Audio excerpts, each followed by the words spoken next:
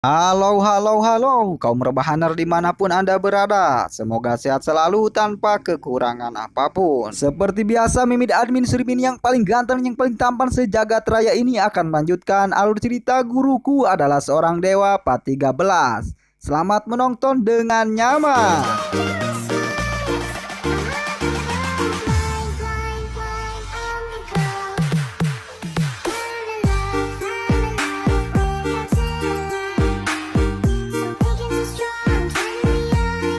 Cerita pun kita lanjutkan kembali. Terlihat Yang Yiyun beserta Neng Lingling sedang bertatap-tatapan, seakan mereka tidak rela meninggalkan satu sama lain. Seakan-akan alam pun merasakan kesedihan yang mereka alami, dan turunlah hujan deras yang sangat deras sekali. Mereka pun berkeceritaan lari meninggalkan tempat tersebut. Seraya Neng Lingling pun berkata, "Kenapa tiba-tiba turun hujan?" Ucap Neng Lingling panik karena hujan itu turun tiba-tiba. "Ayo segera masuk ke dalam mobil Neng Lingling," ucap Yang Yiyun. Namun tiba-tiba Neng Lingling pun tersoledat. Dia pun hampir saja jatuh. Namun dengan sigap Yang Yiyun pun langsung memeluk erat Neng Lingling. Terjadilah adegan yang sangat romantis jiwa antara MC beserta Ayang Mimin. "Apa kamu tidak apa-apa Neng Lingling?" ucap Yang Yiyun dengan begitu gagahnya, sehingga membuat Neng Lingling pun terpesona.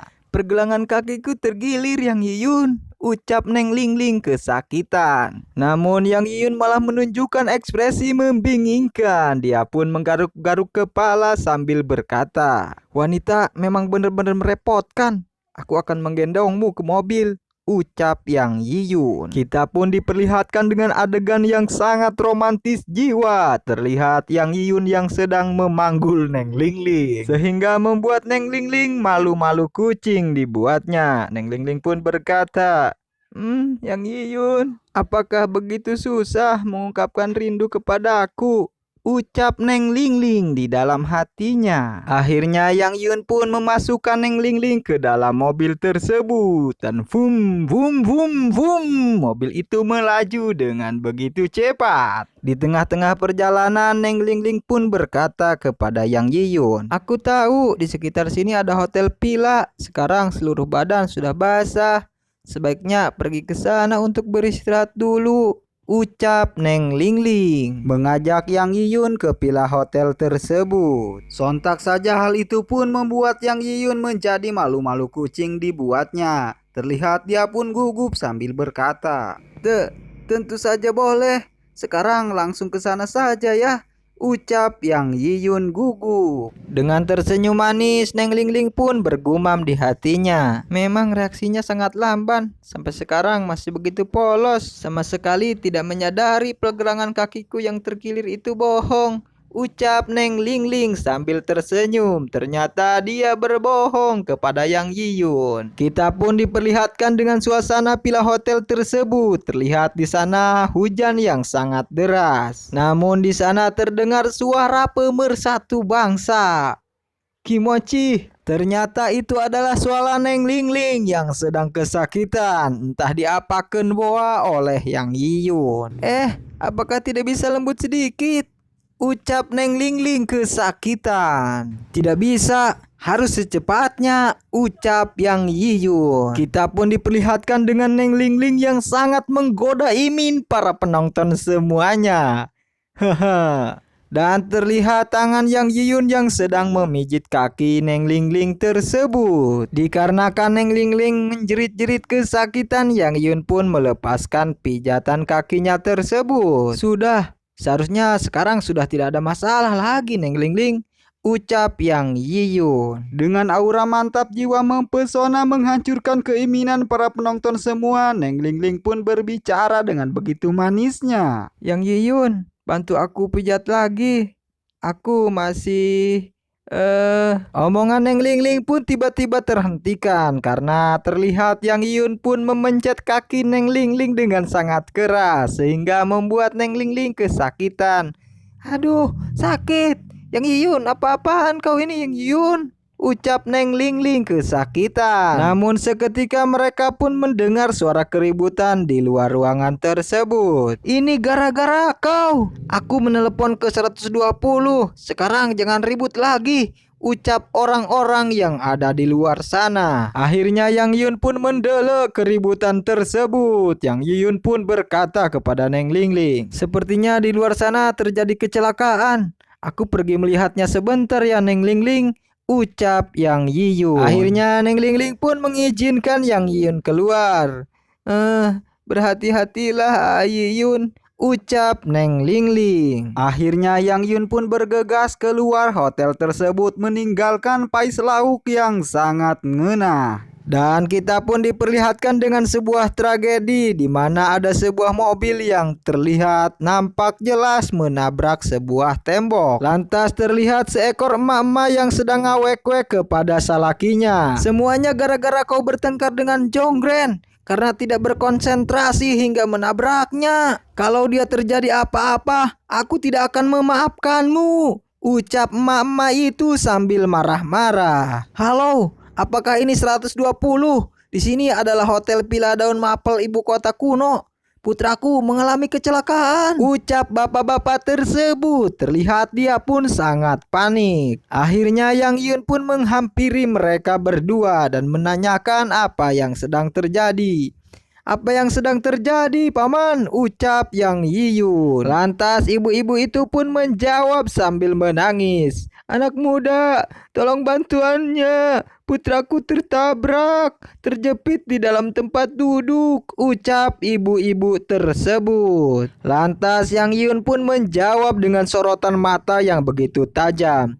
Kau jangan khawatir, mak-mak, ucap Yang Yiyun. Dan kita pun diperlihatkan dengan keadaan si Jonggren yang terkapar lemas. Terlihat luka-luka yang sangat banyak di tubuhnya. Bahkan dia pun terlihat para rotong lengannya dan sukunya. Ada 3 tempat mengalami patah tulang karena ada pendarahan di dalam rongga dada, membuat saluran pernapasan tersumbat. Kalau begini terus akan berbahaya, ucap Yang Yiyun di dalam hatinya mengamati keadaan tersebut. Lantas Yang Yun pun bergegas menolong si Jonggren. Minggir sebentar, aku bisa menolongnya, ucap Yang Yiyun. Namun tiba-tiba tangan Yang Yiyun dihentikan oleh bapak-bapak yang ada di sana. Terlihat aura yang sangat luar biasa dari bapak-bapak tersebut. Apa yang ingin kau lakukan, ha?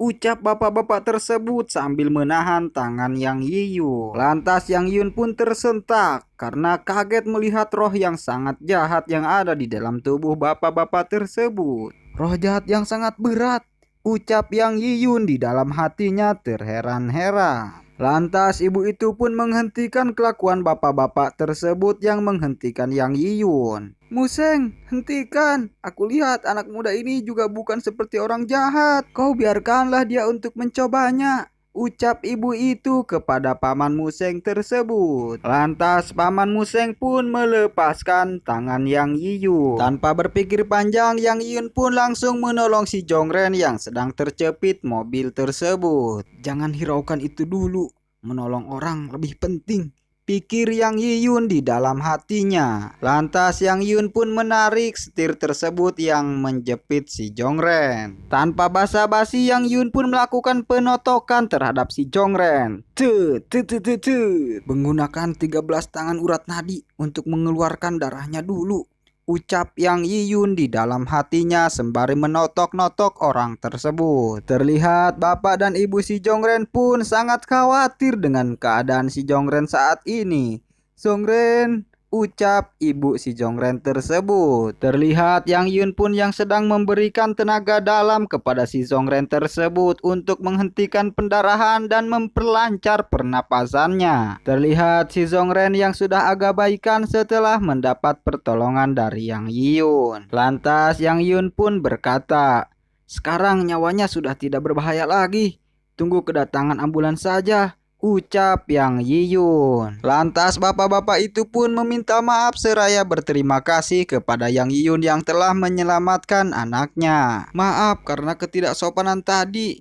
Tidak tahu kalau Tuan adalah seorang dokter. Sungguh terima kasih atas pertolonganmu terhadap anakku, Tuan, ucap bapak-bapak tersebut. Sambil menangis, ibu-ibu itu pun berkata, baguslah Zongren, kau sudah tidak apa-apa lagi, ucap ibu-ibu tersebut. Lantas Yang Yun pun berkata kepada bapak-bapak tersebut, sebaliknya kau, yang roh jahatnya sangatlah berat, tangan pernah tercemar darah, ucap Yang Yiyun. Lantas mereka pun berhadap-hadapan bagaikan ayam jago yang mau beradu, ditemani dengan guntur yang sangat besar.